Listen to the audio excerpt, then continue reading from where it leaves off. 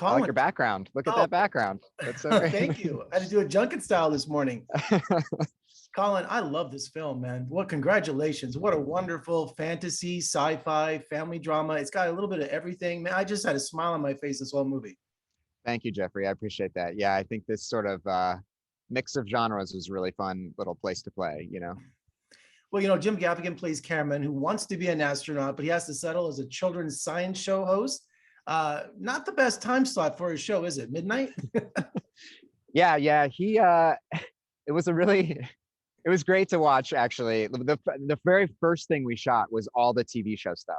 The very first thing we shot was so that was it was really kind of like a way for him and the crew to really like have fun because we were just smiling and laughing the whole time. I think it set like a great tone for the whole production process and having Jim, he was sort of like doing stand up between takes and so forth, and this goofy character with this lab coat on, the bow tie and all that thing. So yeah, it was quite a profession for him to be in, but it Yeah, made sense. I grew up watching Mr. Wizard, so I thought that was, Bill Nye's cool, but I was a Mr. Wizard guy growing up. I know. I took some Mr. Wizard here from this too. I love Mr. Wizard as well. I think there's such a kind of DIY quality to that as well, that I love as well. But yeah, I'm definitely more the Bill Nye guy. So Well, I love how the movie gets started. A satellite drops in Cameron's backyard. And I love how he keeps the dream alive. He keeps mailing NASA applications, yeah. So I just love his drive.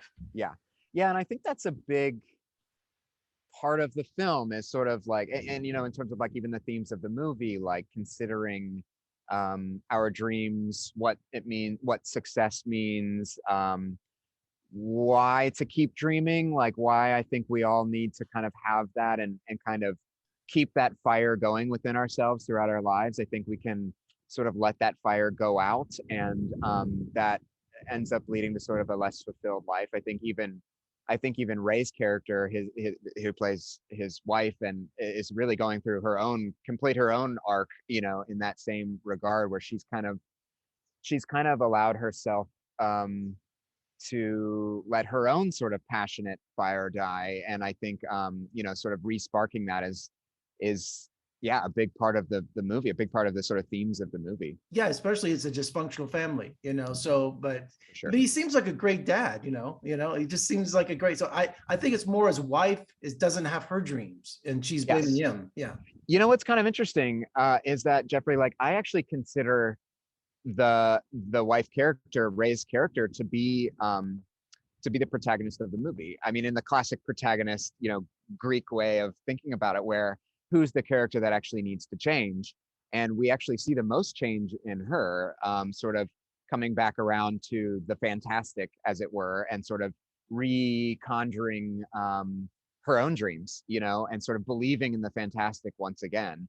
I think is sort of like the arc in the movie. I mean, yes, it's sort of fun to watch Cameron go through his own sort of midlife crisis, but he's going on that track, and I think it's Ray's character that really kind of makes a U-turn and comes back around to that with him. So yeah, also, it was a fun process. Also, for having Gaffigan play two roles, it's so fun to play his doppelganger. So do you have a good time doing that? Absolutely. Oh, it was great. I mean, it was such a fun time. And also an interesting challenge for sure. We had the body doubles for each character as they, because obviously they talk to each other, and having Jim talk to himself and all that was really a blast. I think he had a total blast playing both characters as well. I mean, I think any actor kind of dreams about those sort of challenges, because it's not typical, yeah, he really was able to embody both. I think he's got so much range, and he's really getting into, obviously he does stand up and has been doing stand up for so long, and now coming back around to doing these more dramatic roles, in particular like this role, which is a dual role that are sort of on the outside opposites, but by the end of the movie sort of, really intertwined, sort of dramatically intertwined, in this kind of cosmic way that it was a fun challenge. Production wise, there was, some interesting issues that came up trying to have a character, an actor talk to himself and so forth, but I learned a bunch, so it was all part of the process. And you had your premiere at South by Southwest. How did that go? Was that great to see the audience finally? Yeah. Oh my gosh. Yeah, Jeffrey, it was great. Yeah, I'm actually still here in Austin at South by. We have one more screening in a couple days. But yeah, our premiere was maybe 2 nights ago or so, and we're feeling all great about it. I mean, it was a packed house, and it was so fun to just be back in the theater with people and at a festival that feels like the festival's really back. You know, COVID was a hard time. We shot the movie during COVID, you know, so we were, and that was pre-vaccine. So we were vaccinating, or sorry, testing everybody every day, you know, like this kind of doing all these bubbling procedures and so forth, which was just its own sort of production challenge, but really brought the crew together, I think, in a major way. But yeah, I'm really excited to be here at South by. I think South by is the place for this kind of a movie, and the audience. It was so great to hear them laughing at the beginning, crying at the end. It was a whirlwind for me, for sure. Well, congratulations. What a great film. And one final thing, did you really trash an entire car for that scene? We did. Oh, yes. man.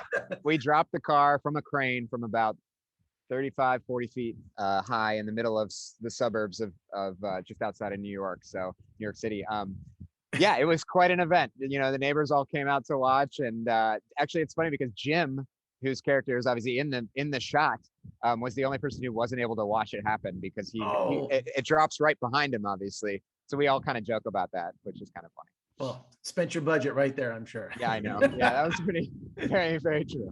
Well, congratulations. Love the film. And let's talk again soon. I appreciate it. Thanks so much, Jeffrey. Yeah, appreciate it.